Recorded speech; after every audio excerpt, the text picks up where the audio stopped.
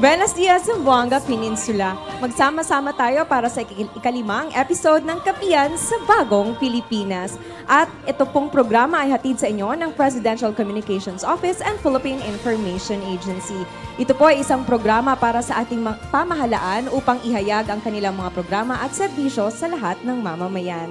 Mga kasama po natin sa ating episode ngayon is from Department of Agrarian Reform. Pero bago ang lahat, nais po nating anyayahan ng lahat na panoorin, mag-like, mag-share at mag-comment sa ating live stream via PIA Western Mindanao Facebook page and via DAR Region 9 Facebook page. We are also hooked up po sa Radyo Pilipinas. And of course, gusto din nating i-welcome ang lahat po ng ating mga viewers at ang ating mga media partners na sinamahan tayo mula pa umpisa po ng ating programa. Makakasama po natin sila ngayong araw from Zamboanga City. We have here with us po sa ating venue and of course, watching us live, buong Zamboanga Peninsula, we have from Isabela City, from Zamboanga Sibugay, Zamboanga del Sur, and Zamboanga del Norte. Tumutok lamang po tayong lahat at nais po nating anyayahan na magbigay po na inyong mga katanungan para sa ating panauhin. Hindi ko na po patatagalin. Let us welcome our guest for today. We have the Regional Director of DAR Region 9. We have Attorney Ramon Madronial Jr. And of course, together with him, we also have Engineer Agnes Maata, the Assistant Regional Director for Operations. We also have Attorney Marcelino Marata, the Assistant Regional Director for Admin and Legal. And we have the Provincial Chiefs po from Zamboanga del Norte. We have Rizel Villanueva. And from Zamboanga del Sur, Engineer Jenna Salaug. Let's welcome po once again the Regional Director. We have Attorney Ramon Madronial Jr. Good morning, everyone. Especially to our partner here, the Philippine Information Agency, headed by Regional Director Noemi B. Idaga, and all the media practitioners who are also here with us today. It is with great honor to be here today at the Kapihan sa Bagong Pilipinas, representing the Department of Agrarian Reform Region 9. As we gather this morning, I am filled with immense pride and gratitude for the opportunity to share the remarkable strides we have made in our mission to promote social justice and equitable land distribution for our farmers.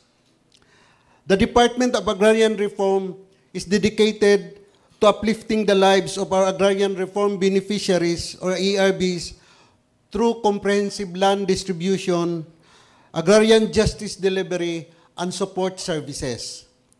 Our mission is to transform these agrarian reform beneficiaries into empowered landowners who are productive, self-reliant, and capable of contributing to the economy of the nation. The Department of Agrarian Reform is mandated to implement 3 major programs, namely the Land Tenure Security Program, Agrarian Justice Delivery Program, and the Agrarian Reform Beneficiaries Development and Sustainability Program. Under the Land Tenure Security Program, DAR is mandated to acquire private agricultural lands for distribution to qualified agrarian reform beneficiaries. DAR is also mandated to cover government-owned lands devoted to or suitable for agriculture, which are no longer suitable for the purpose to which they were originally intended. Also, for distribution to our qualified farmer beneficiaries. In relation to this program, we also implement the project support to parcelization of lands for individual titling or project split. It is a foreign-assisted project funded by World Bank. It aims to subdivide the DAR-issued collective certificates of land ownership award or CLOA into individual titles with the objective of improving land tenure security and strengthening property rights of our ERBs. Under the Agrarian Justice Delivery Program, DAR is vested with the primary jurisdiction to determine and adjudicate agrarian reform matters and mandated to extend free legal assistance to all farmer beneficiaries in agrarian conflict. Under Agrarian Reform Beneficiaries Development and Sustainability Program, our mandate is to enhance the productivity and income of our ARBs through various support services, including trainings, provision of farm inputs, infrastructure developments, and facilitating access to credit and market opportunities. DAR Region 9 covers the three provinces, namely Zamboanga del Sur, Zamboanga del Norte, and Zamboanga Sibugay, including the 5 cities of Pagadian, Dipolog, Dapitan, Zamboanga, and Isabela of Basilan. Today, I am excited to share with you our accomplishments in the 3 major programs that I mentioned a while ago. Under the Land Tenure Security Program, we have distributed a total of 235,662.6235 hectares to 124,680 agrarian reform beneficiaries. Remaining land balance of 78 land holdings covering 1,530.91 hectares is expected to be completed by 2028.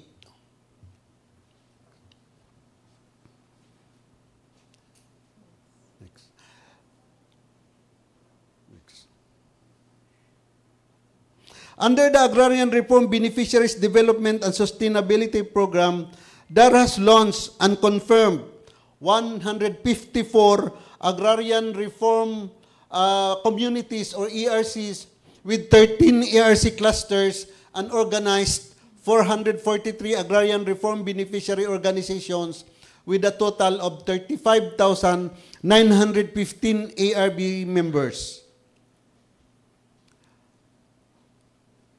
From July 2022 to May 2024, DAR has already distributed 179 farm machineries and equipments, or FMEs, to 39 ARBOs with a total cost of 31,582,624. A total of 49,237 ARBs reached with our support services as of May 2024. For our Agrarian Justice Delivery Program, under RA 6657, DAR is vested with the primary jurisdiction to determine and adjudicate agrarian reform matters and to extend free legal assistance to farmer beneficiaries affected by agrarian conflicts. The delivery of agrarian justice has 2 features: the adjudication of cases and agrarian legal assistance.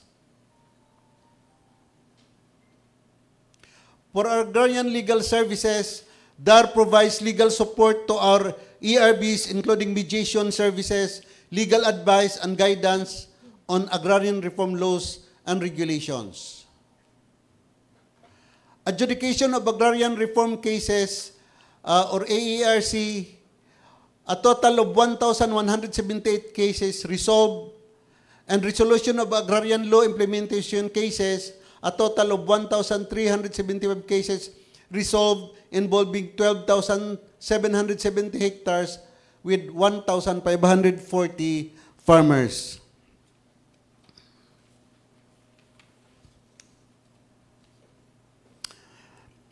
We wish to present our accomplishment in detail through an audiovisual presentation, but before that, I would like to extend our gratitude to our partner agencies in the implementation of the program. One of the first on the list is the Department of Agriculture, the Department of Environment and Natural Resources through the Land Management Services, then the Land Bank of the Philippines, the Department of Trade and Industry, the National Irrigation Administration, Registry of Deeds, and other stakeholders. May I now direct your attention to the screen in front of you for a more in-depth presentation of Dar9's accomplishments during the term of His Excellency President Ferdinand R. Marcos Jr. Thank you and good morning once again. This is an in-depth presentation of the Department of Agrarian Reform Region 9's physical accomplishments during the term of His Excellency President Ferdinand R. Marcos Jr., which began in July 2022 until the present day. Here are the DAR Region 9's accomplishments for the past 2 years. From July 2022 to May 2024, DAR 9 successfully distributed 13,279 certificates of land ownership award or CLOAs through both the regular land acquisition and distribution scheme and the project support to parcelization of lands for individual titling or project split under the Land Tenure Security Program. This covered around 19,935 hectares and benefited 12,345 agrarian reform beneficiaries or ARBs. The breakdown of the figures are as follows. Zamboanga del Norte has distributed a total of 4,873 titles, covering around 7,952 hectares of land and benefiting 4,520 ARBs. Zamboanga del Sur has distributed 4,309 titles, covering around 5,757 hectares and benefiting 3,960 ARBs. Zamboanga Sibugay with 4,097 titles distributed, covering 6,225 hectares and 3,865 ARBs. With the Agrarian Reform Beneficiaries Development and Sustainability Program, around 46,639 ARBs have been trained. Zamboanga del Sur has trained 16,094 ARBs, Zamboanga del Norte with 12,441 ARBs, and Zamboanga Sibugay with 18,104 ARBs. Meanwhile, 15,415 ARBs were provided with credit and microfinance services. Zamboanga del Sur with 5,856 ARBs, Zamboanga del Norte with 4,851 ARBs, Zamboanga Sibugay with 4,708 ARBs. 349 ARBs were provided with technical enterprise, farm support, and physical infrastructure support. 118 ARBs benefited from Zamboanga del Sur, 122 from Zamboanga del Norte, and 109 from Zamboanga Sibugay. The program also distributed 179 farm machineries and equipment, with a total project cost of 31,582,624 pesos. Zamboanga del Norte distributed 14 farm machineries costing 8,863,000, benefiting 10 agrarian reform beneficiary organizations or ARBOs. Most of the FMEs distributed included 4-wheel drive tractors, hauling trucks, carabaos, ready-to-lay chickens, and rice threshers. Zamboanga del Sur distributed 45 FMEs, costing 11,206,624 pesos and benefiting 18 ARBOs. FMEs distributed in this province include corn shellers, combine harvesters, processing centers for roasted and salted peanut, egg-laying machine, and more. Zamboanga Sibugay distributed 120 FMEs costing 11,513,000 pesos and benefiting 11 ARBOs. FMEs distributed included power tillers, biomass shredder machines, pruning shears and saws, and backpack sprayers. A total of 39 ARBOs have benefited in the FMEs provided under various program projects. The Agrarian Reform Fund, or ARF, is the funding source of the 17 farm-to-market road projects distributed to the 3 provinces of Region 9. Zamboanga del Norte has 1 ongoing FMR costing 30 million pesos and benefiting 483 beneficiaries. Zamboanga del Sur with 2 ongoing FMRs costing 26 million pesos and benefiting 2,080 beneficiaries. Zamboanga Sibugay with 14 ongoing FMRs costing 200 million pesos and benefiting 11,183 beneficiaries. These 17 ongoing FMRs total to 15.326 kilometers for the whole region, with a total cost of 256 million pesos and benefiting 13,746 beneficiaries. Last July 7, 2023, President Ferdinand Marcos Jr. signed the new Agrarian Emancipation Bill into law. It was live-streamed during the simultaneous distribution of land titles across all regions. The Republic Act No. 11953 aims to alleviate the debt burden, including unpaid amortizations, interests, and surcharges incurred by the ARBs under the Comprehensive Agrarian Reform Program, or CARP. A total of 57.56 billion pesos of unpaid principal debt will be condoned to benefit 610,054 ARBs, tilling 1.173 million hectares of land. In support of the implementation of RA 11953, DAR also established Condonation Quick Response Centers in all DAR offices nationwide to address the concerns and queries of farmers and ARBs regarding the condonation process. They also provide guidance and assistance to the beneficiaries who will benefit the condonation program. A total of 68 Condonation Quick Response Centers were established in Region 9, breaking it down to 1 established in the DAR Regional Office, 27 centers in Zamboanga del Norte, 18 centers in Zamboanga del Sur, and 22 centers established in Zamboanga, Sibugay. The accomplishment of DAR 9 shows an unwavering dedication of the DAR personnel and the strong partnerships we have with our partner agencies and other stakeholders. Together, we are making a real difference in the lives of our farmers.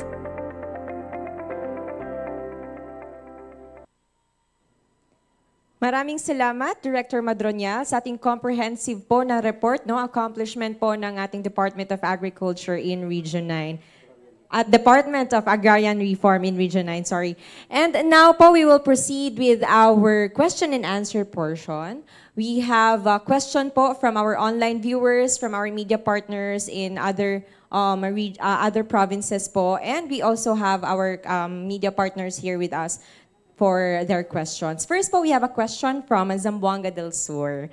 This question po is about our land conversion. So kasabay po ng mga developments natin sa rehiyon ay ang paggamit ng ating mga lupain, especially ang mga agricultural lands na kino-convert.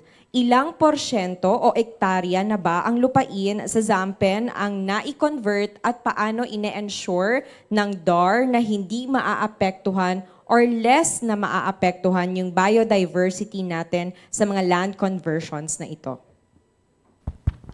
With us today is our chairman of the Land Use Committee for Region 9. We have Attorney Marcelino Marata and Attorney Husin member.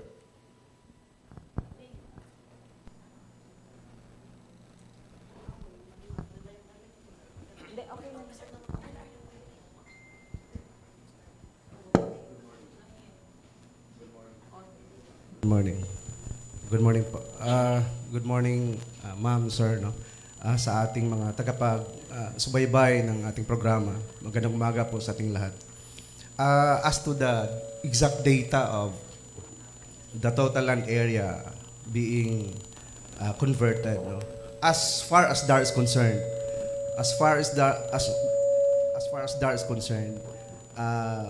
we only have around siguro less than 500 hectares.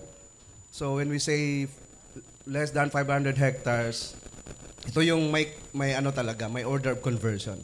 Pero sa dami na rin ng mga illegal and premature conversion, so siguro in actuality ang dami-dami na, thousands na rin ang converted illegally and prematurely. So kung paano natin ina-address yan, yung biodiversity, no, as asked by our audience na online query, no? Our department is very aggressive and active in educating the public, especially local government units, in concerning the laws on premature and illegal conversion. So we are doing symposium, fora with LGUs in partnership with DSUD and NIA, informing the laws governing premature and illegal conversion. Para maging aware din yung developers at saka potential applicants for conversion on the observance of the laws on conversion.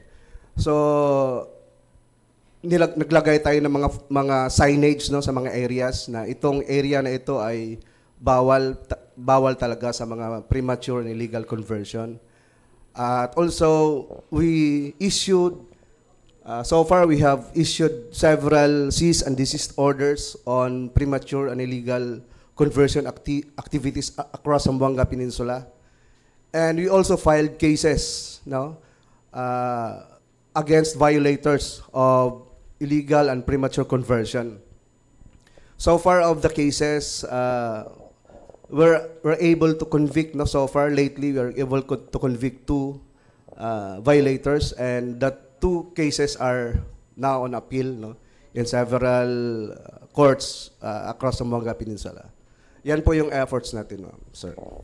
Sir, we have a follow-up po to that. May nahuli ba ang DAR na mga illegal land conversion activities sa Zamboanga Peninsula? If meron, iilan po ito at ano ang naging aksyon ng DAR para dito?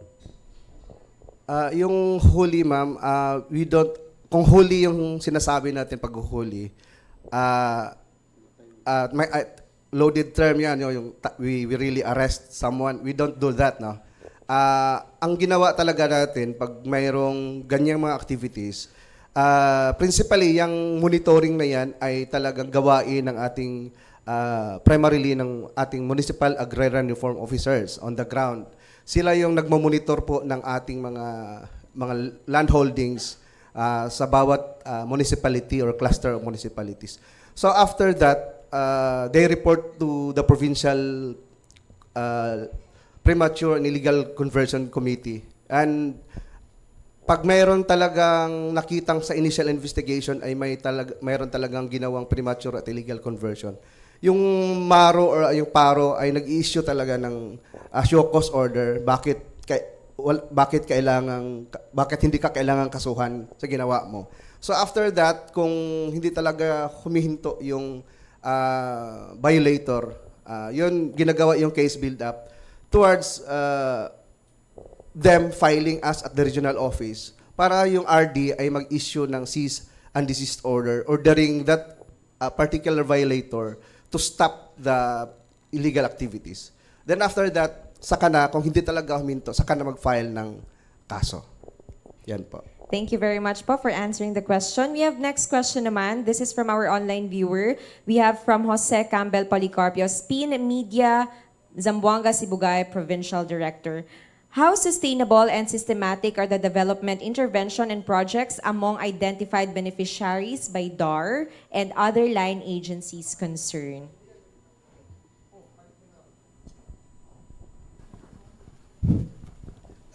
Can we have our Assistant Regional Director for Operations answer the question, please?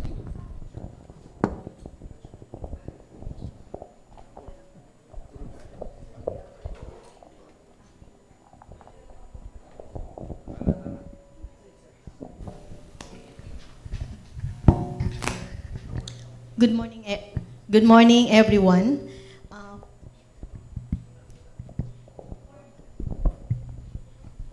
Good morning, everyone.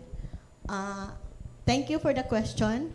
Actually, for every project that we implement at DAR, especially foreign assisted project in which this is mostly implemented in, particularly in Mindanao and also in Region 9, we see to it that before the exit of the project, there's going to be a sustainability plan.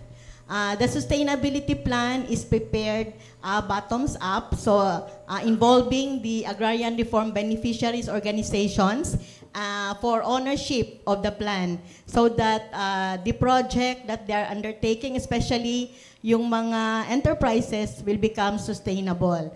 Yun namang mga infra projects, for it to be sustainable, we see to it that these are turned over to to the LGU or to the organizations, and also there's going to be a operational plan that is being implemented, and see to it that there is the LGU will allocate budget for the maintenance of the project, such as farm-to-market roads, mga irrigation project, as well as bridges. These are in our agrarian reform areas. Thank you very much, ma'am. Thank you po sa mga questions natin online. We will try to get back po later on for your questions. Now we will proceed with our media friends po. Nakasama natin ngayon sa venue who will also ask their questions. First is from Ma'am Letty Melitante.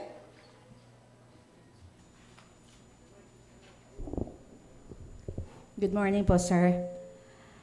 Based on your record presented, nakikita ko, sir, among the various projects and programs implemented by DAR in Region 9, ang nakikita ko pa lang po yung Zamboanga del Sur, Zamboanga del Norte, and Zamboanga Sibucay. Now, what had happened to the other parts in the region, particularly in our city, Zamboanga City, because hindi naman lahat ng mga farm areas na convert into commercial or industrial properties? Zamboanga City actually is part of Zamboanga Sibugay. So all projects for Zamboanga Sibugay include Zamboanga City.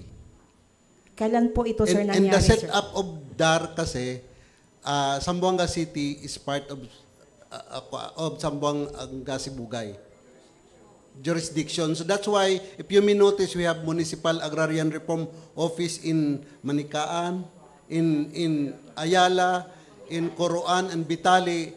All of these municipal agrarian reform offices are under the jurisdiction of DAR Provincial Office in Zamboanga, Sibugay.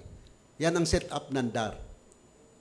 Ay, ganun po ba? Kailan po ito nangyari, sir? Ever since DAR exists. Ay, ganun. Okay. Now, sir, I understand na some of these farmers got their land title for almost 10 years. Kung hindi pumasok yung present administration kay President Bongbong Marcos, hindi pa mangyari yung titling of mga hindi pa rin po mangyayari ang turnover ng mga land titles to the farmers. So my question is, paano po yung ibang mga farmers, paano po sila maging member to be able to get all the various programs and projects of DAR? First, we've been distributing lands even before the President assumed office. Nag-distribute na kami, marami ng land title distributions na nangyari. Then during the time of the President, yes, pinakamarami kaming na-distribute. Marami. In fact, in the last land distribution, title distribution in Dipolog, we distributed around a total of 4,956 titles to almost 5,000 ARBs. Yes. Sir, yun isa kong question po. Yun little farmers, yung gusto rin nila makaroon ng land title, what is the process para mag-acquire din ng land titles? What are the requirements of procedures? May qualification tayo. Okay. One of the qualification, dapat farmer siya. Actually, cultivating siya sa land. So to be covered under the program. And then, another qualification, at least 15 years old, capable of cultivating the land. Those are the major qualifications. Actually, cultivating siya sa land, so to be covered under the program. Okay. Now, sir, ito ba mga farmers na who got the land title, most of them, ano po yung farm produce nila? Ano po yung farm produce nila? Ano po yung tinatanim nila? Lahat na kuan, like rice, like coconut, rubber, Okay. agricultural products, lahat. Okay. Thank you po, sir. Thank you po, Ma'am Letty. Next, we have Ma'am RG Antoinette Go. Yes, sir. Magandang umaga po. Matanong ko lang po kasi lagi na ding issue pagdating sa DAR, unang tinatanong din po lagi kung nandiyan pa rin po ba yung pagbebenta ng ating mga beneficiaries ng mga lupa nila. Kung may mga reported pa rin po bang ganon, ilan po at saan po ang prominent po? Actually, under RA 6657, within 10 years from award, bawal magbinta. Kung meron man, they're doing it patago. Hindi namin alam, no? Pero once na patunayan na guilty sila of selling the lands within the 10-year prohibitory period, pwede namin silang i-disqualify and we can award that land to another qualified beneficiaries. After 10 years, allowed naman talaga, provided fully paid na sila sa land bank, wala na rin kaming magagawa. Pero dito sa region, sir, may mga cases na tayo narinig na ganyan, sir. Nagbebenta sila ng lupa. Marami na rin kaming na-disqualify. Ilan, sir? We didn't have the data right now. Ang dami na talaga. Kasi everyday na napipirmahan kong order of disqualification, ang dami na. Ang dami na talaga for it's either abandonment or bininta nila lang yung lupa before the 10-year prohibitory period. Okay. Saan ang prominent? Saan area ang prominent, sir? Norte, Sur, Sibugay? Sa mga peninsula na, meron talaga kaming na-disqualify. Thank you. Thank you po. Next question from Sir Dan Toribio.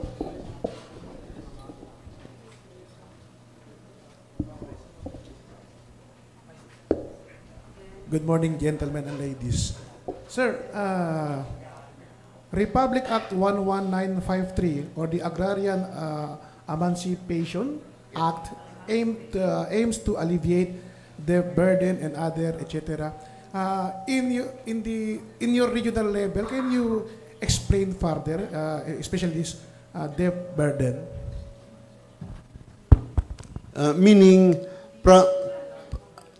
from the effectivity of RA 11953, which is July 24, 2023, from that period, those with land amortizations na balance supposed to be payable at land bank, they will no longer be required to pay. Libre na, hindi na sila, wala na silang babayaran, including interest, including estate tax. That is, yung may amortization payable as of the effectivity of RA 11953. Emancipated na sila, condoned na yung obligation nila to pay to the government. Okay, sir. Thank you, sir. My next and last question, sir. You were mentioning a while ago in your opening statement about agrarian conflict. What are those? What are those, sir? Agrarian-related issues. For example, tenancy. If the issue is tenancy, only DAR has jurisdiction over cases involving tenancy. Kasi sometimes kasi pinafile sa regular courts. But under our laws, agrarian reform laws, it should be filed with the DAR, especially the DARAB, because it is the DAR which has jurisdiction over issues like that. So when we say agrarian conflict issues, agrarian-related issues yan, ang ibig sabihin. Thank you, sir. Thank you po, Sir Dan. Next po is from Regino de los Santos.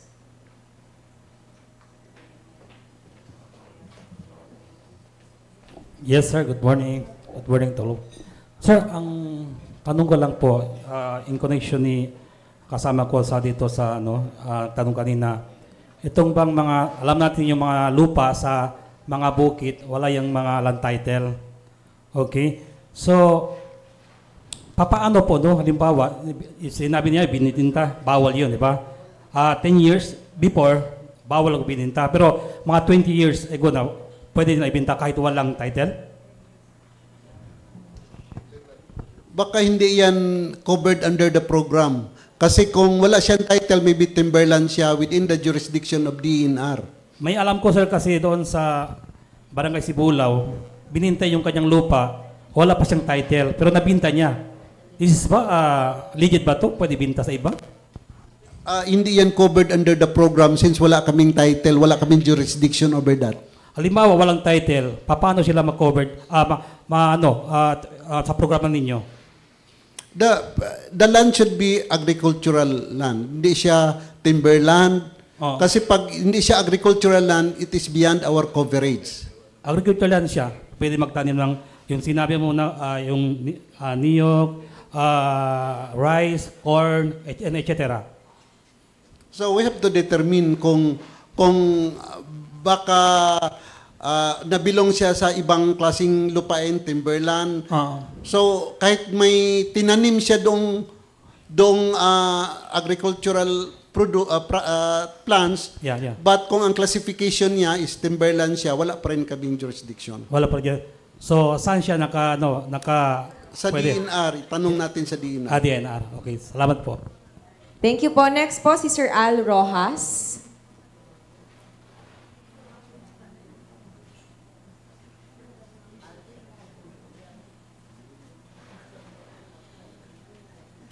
Sir, good morning.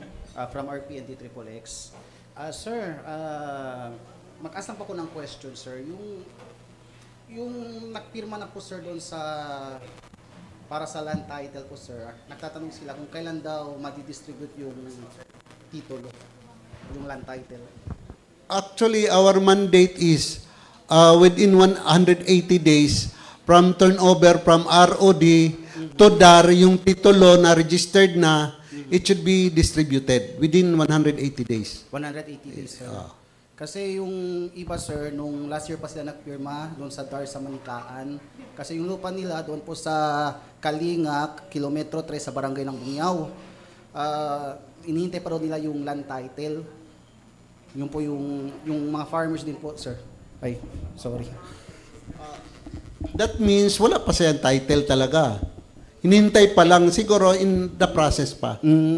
So yung titling. So mahaba din kasi ang proseso. Okay. Until that title is generated and distributed to the ERBs. May proseso kasi din siya. But as soon as na may registered na ang title by the ROD, it has to be turned over to DAR, and DAR within 180 days has to distribute those titles to the ERBs. Okay. Last question din po, sir. Ano po, sir, yung mga manchabacano lang, sir, po, sir. Kung sir, ang mga violasyon or pena, si por ejemplo, pag yung isang tao po, nag-violate po siya. Violation ba? Opo. Ano po yung penalty niya po? Penalty po. For violation, nagbenta po siya ng disqualification. He shall be disqualified from the land originally awarded sa kanya. Okay. That will be taken back by the government and redistributed to another qualified beneficiary. So disqualification on the part of the violator. Okay. Okay, sir. Thank you. Okay, next question po from Ma'am Julia Lipala.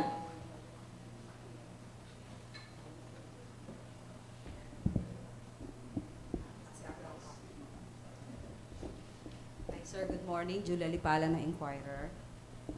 Sir, dito sa first confusing, sir, express ko lang, confusing na ma-identify demographic data pag nilagay kami sa Sibugay. Kasi meron pa kaming legal battles with regards to are we under Zamboanga del Sur or are we under... Pero this is naman for DAR, no? Kaya lang baka kailangan siguro, mahirap i-report namin. Like for example, yung road, farm to market road reports under Zamboanga Sibugay and it is under Zamboanga City. And ang hirap po siya i-report from our part. But anyway, sir, may we know kung ilan yung mga cooperatives, agricultural cooperatives in Zamboanga City? May I request... And what are the what particular areas in Zamboanga City at ano yung mga produkto na kanilang... Although, I don't know if Isabela City is under Zamboanga del Sur. Sibugay. Sibugay. Zamboanga Sibugay. Okay. Yeah. Engineer Maata, please.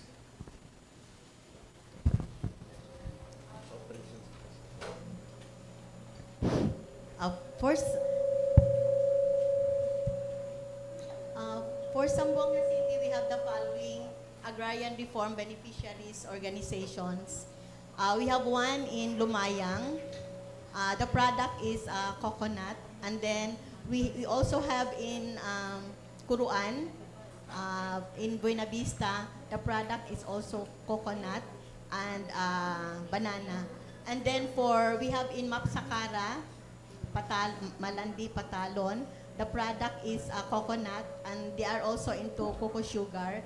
And then also Piara, another organization. And then for Basilan, particularly Isabela Basilan, we have URBMPC. The product is rubber, pepper, and then for Larbenco also in Isabela, it's also producing rubber. Feedback. Ma'am, how is the landowners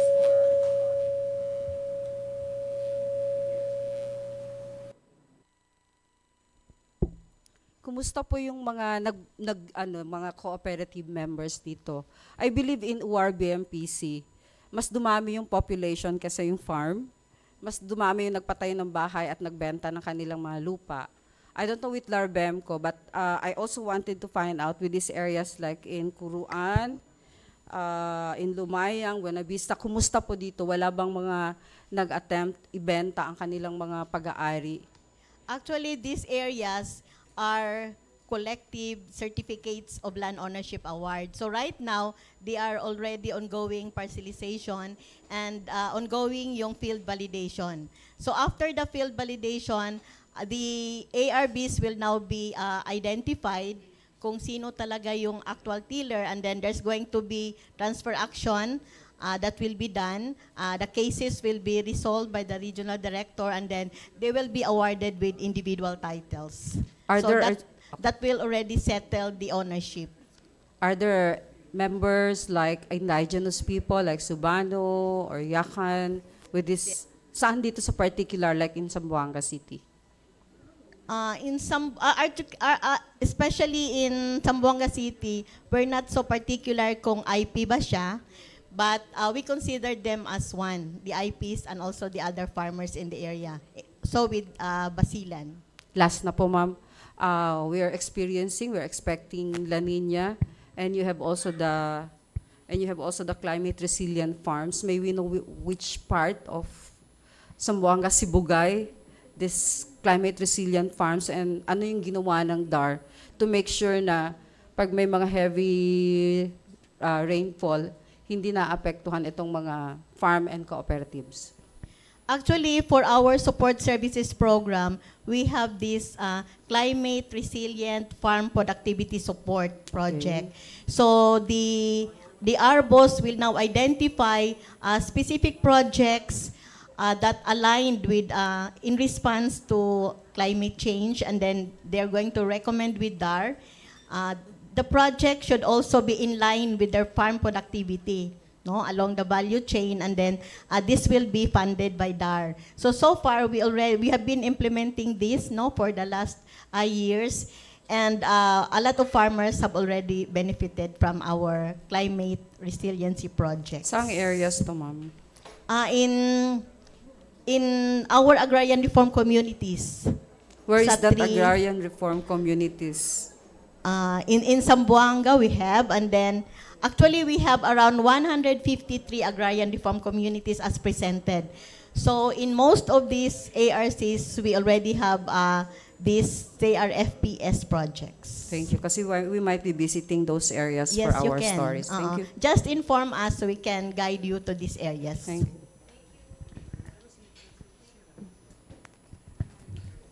Thank you, Ma'am Julie. Next po, we have Sir Efren Mamak of GMA.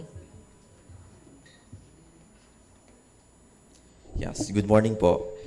based on experience po, allowed po ba ang mga landowners to redevelop the land na inaward ng DAR, not in the purpose for agriculture, such as turning it to a mini resort?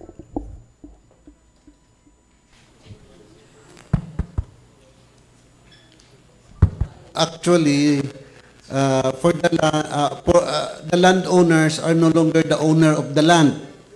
Landowners la before, but after the coverage of the subject land holding for CARP coverage, those are already turned over or awarded to the different ERBs or agrarian reform beneficiary. So the answer is no, because they are no longer the owner of the land. Thank you po. Thank you. Next question from Ma'am Tess Espartero.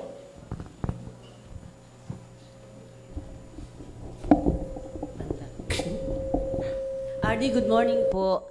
Yung tanong ko po is, dahil sa land, land conversion, marami na pong lugar dito sa Zamboanga City ang bumabaha.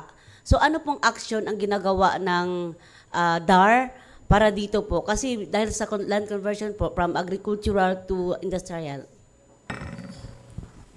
Actually, if there are reports of development of agricultural lands or conversion into other uses, we immediately act by issuing cease and desist order. Okay. So to stop from development. Okay. Halimbawa po, ako farmer, gusto ko na po ibenta yung aking terreno, yung aking palayan, if in case po. So, pwede po ba? Paano po? So, after the 10-year prohibitory period, pwede.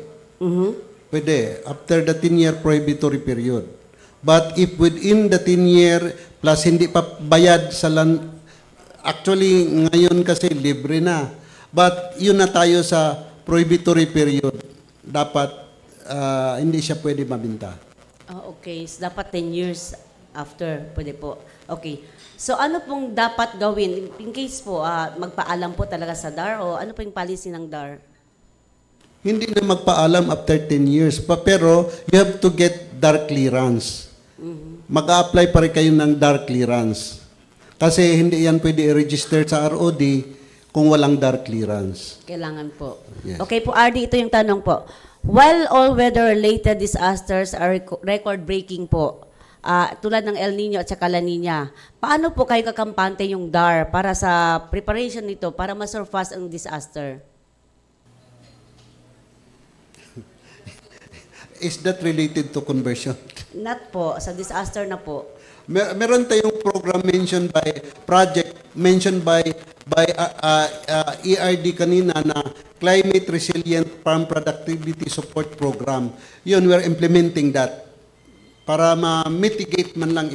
Of course, we cannot stop the work of nature. But para ma-mitigate man lang, we have that program.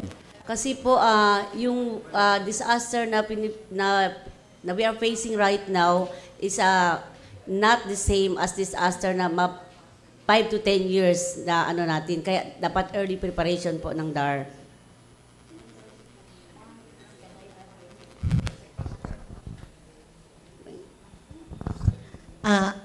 Actually, our agrarian reform communities have agrarian reform development plans. So in response to climate change, we are updating the plans and then putting in a chapter on climate resiliency. So ina-update yung ARC development plans. Na po tayo ngayon, ma'am? So far, almost all of the ARC development plans have been updated na nilagyan ng chapter on climate change. Thank you po. Thank you, Ma'am Tess. I think we have last question na po from our participants here in Zamboanga City. We have Ma'am Lea Ruiz of eMedia. Good morning po, sir. Good morning po, ma'am. Question ko lang po, may specific hectares po ba kayo binibigay sa kada beneficiaries or farmers po under the program? It should not exceed 3 hectares. Oh, okay. Depende sa actual cultivation niya. If he is only cultivating out of the area being covered under the program, he is only cultivating 1.2 hectares, then Yun, doon lang, ibigay namin sa kanya. Sir, regarding po doon, sir, sa parang sa title ng lupa po, may specific tao po ba doon na i-include or individual po talaga ang may-ari noon, sir? That's before kasi we were allowed to issue collective clause, but now meron kami project split na talagang individual titles na ang i-distribute. Future plans naman po, sir, ng DAR po sa mga beneficiaries po natin this year or sa next year po. Future plan po ng DAR. Marami kaming support services to be provided to them. We have already submitted our budget for support services for the next year and the coming years. Okay, thank you po. Yun lang po. Thank you po, Ma'am Leia. We have 2 more questions na lang po sa ating online viewers. First is from Sir Bong Simbahon. Sir, in Zamboanga City, there were ruling on illegal land conversion like that of Roel Can in Barangay Talisayan, but they did not comply with the show cause order or of your office. Despite the cease and desist order, di pa rin po sila sinunod. Until now, they are still operating. Actually, the case was already decided at the level of the regional office. We denied the petition for exemption. Exemption siya because may DOJ opinion tayo na if the land is reclassified before June 15 of 1988, land kailangan petition for exemption ang kailangan. So, we denied their petition for exemption at our level. They appealed the case to the office of the secretary, and the secretary affirmed our decision. So again, they went higher to the office of the president, and it is now there at pending up to now. So wala na kaming jurisdiction dyan. Wala na talaga. Okay, last question na lamang po from Wonder Radio Dipolog. From Sir RG Kimno, ano po ang mga pamamaraan upang mamonitor o mabantayan ang estado ng mga nabibigyan ng tulong gaya ng mga farm inputs, mga makinarya at iba pang mga kagamitan para sa pagsasaka? I don't may supplement, but the answer is we have our field employees. We have the MARO, Municipal Agrarian Reform Officer, and we have people under him to monitor. Do any additional answer? For DAR, we also have sustainability monitoring and evaluation of our projects as well as support services given to ARBs. And these are done annually together with staff from central office and the regional office. They are visiting the projects that have been turned over to the beneficiaries and check on what happened to the project. Thank you very much po. Muli, maraming salamat din sa ating mga questions from our media partners and online viewers. If you have questions pa po sa ating live stream, susubukan po ng ating mga kasama po sa DAR Region 9 to answer your questions po dyan sa ating mga comments po sa live stream. Thank you very much po once again to our speakers po ngayong araw, resource persons natin for our press conference. RD, do you have any more message po sa lahat ng ating mga viewers? So let me take this opportunity to thank first to our partner here, the Philippine Information Agency, for initiating this kapihan sa Bagong Pilipinas. Of course, to our media practitioners who asked several questions, including those online. And to all the listeners, thank you, and I hope you will continue supporting DAR as we continue to our mandate under the Marcos administration. The President is hopeful that through the implementation of our program, the food security and the poverty issue in the country will be resolved. Thank you and good morning. Thank you very much po. And of course, we would like to thank once again yung ating mga guests and resource persons. We have Engineer Agnes Maata, the Assistant Regional Director for Operations, Attorney Marcelino Marata, of Assistant Regional Director for Admin and Legal. We also have the Provincial Chiefs, Ma'am Rizel Villanueva from Zamboanga del Norte, and Engineer Jenna Salaug of Zamboanga del Sur. Thank you. Thank you very much po, Sir Rizel, of course. Thank you very much po once again sa ating mga resource person, and of course, thank you very much din sa lahat ng ating mga media partners and viewers po natin sa ating live stream.